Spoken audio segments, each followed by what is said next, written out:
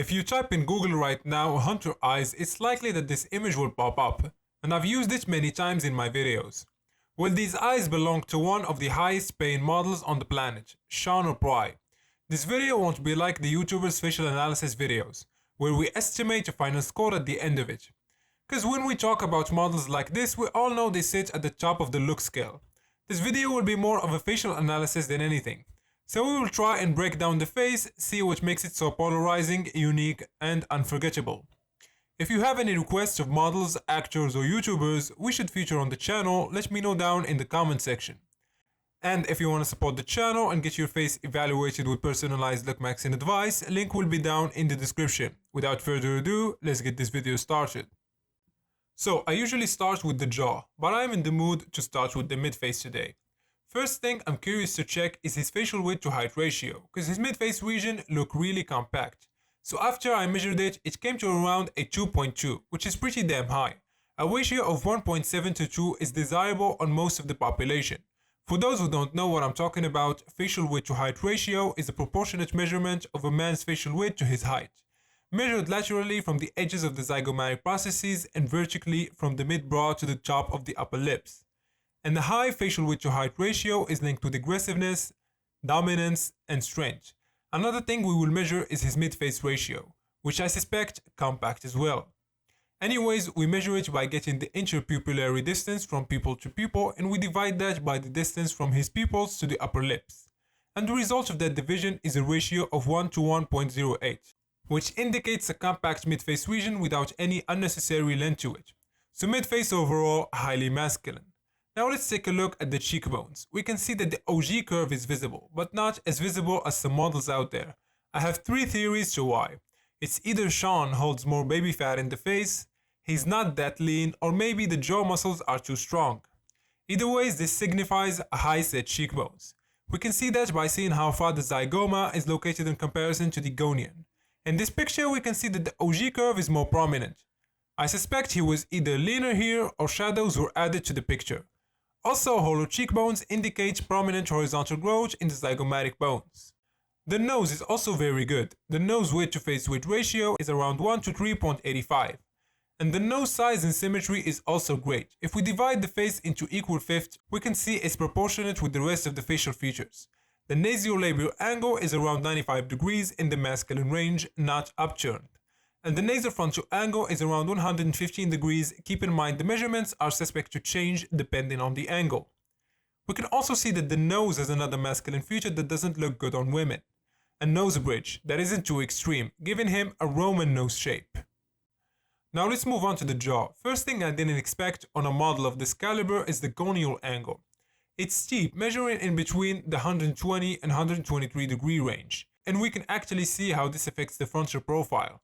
We see the jaw narrow down a bit from the front. For comparison, if we look at Robert Pattinson's side profile, which has a masculine corneal angle, we can see that the jaw from the front is very wide, and it does not narrow down.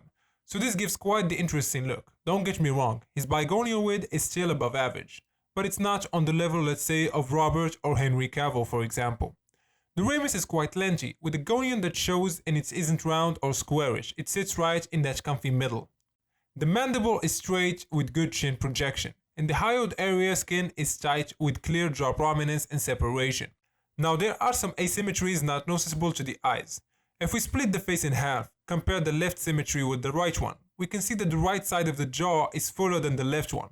But this is not really a flaw, because a 100% symmetrical face is simply not possible, and his facial symmetry is still above average as well. The chin to felchum ratio is around 1 to 2.8, which is highly masculine ratio to have, adding overall length to the lower third of the face. So this is what makes him stand out from the rest in the modeling industry. It's that majestic eye area. The hooded hunter eyes, they are rare and not at all common in the population. Hunter eyes are straight, vertically compact, hooded, horizontally elongated, have a positive canthal tilt, and Sean ticks all the boxes.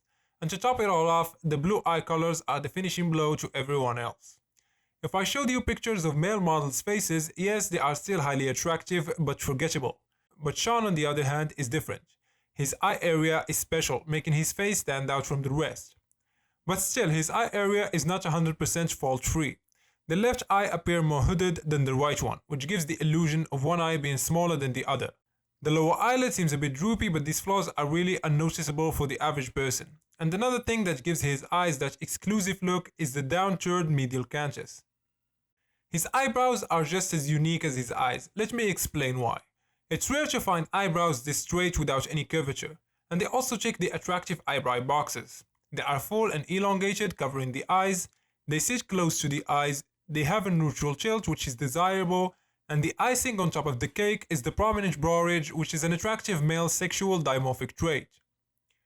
I split the face into equal thirds to take a look at the general proportions of it all, and it confirmed my midface analysis. The midface is very compact, and the midface and forehead are almost similar in length, which is desirable.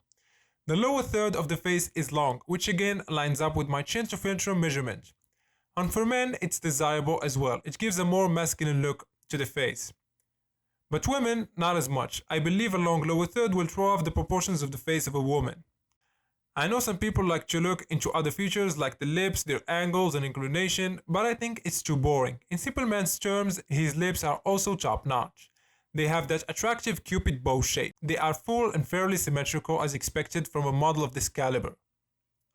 The hair is full with a decent hairline with no signs of balding. The ears are proportionate and well sized for the face. The skin is youthful and healthy. I'm gonna rephrase what I said earlier. If Sean O'Prey had any other attractive but regular eye area, he won't look memorable.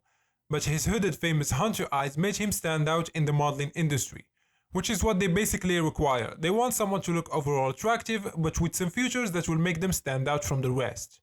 When it comes to the flaws, I think it's not a big deal, because the Corneal Angle actually, in my opinion, sets him apart from the rest, or he would look like any wide-jawed block. The asymmetries in my book are fine, because the perfect human doesn't really exist. Asymmetries only become an issue when they are quite noticeable by the average eye, taken away from the face's attractiveness. So this rounds up today's episode when it comes to the famous male model Sean O'Prey. I tried to only point out the big points. I don't want to bore anyone out with the details. If you have any requests, let me know down in the comment section. That's it for today's video. A like and subscribe will be highly appreciated, and like usual, catch you guys in the next one.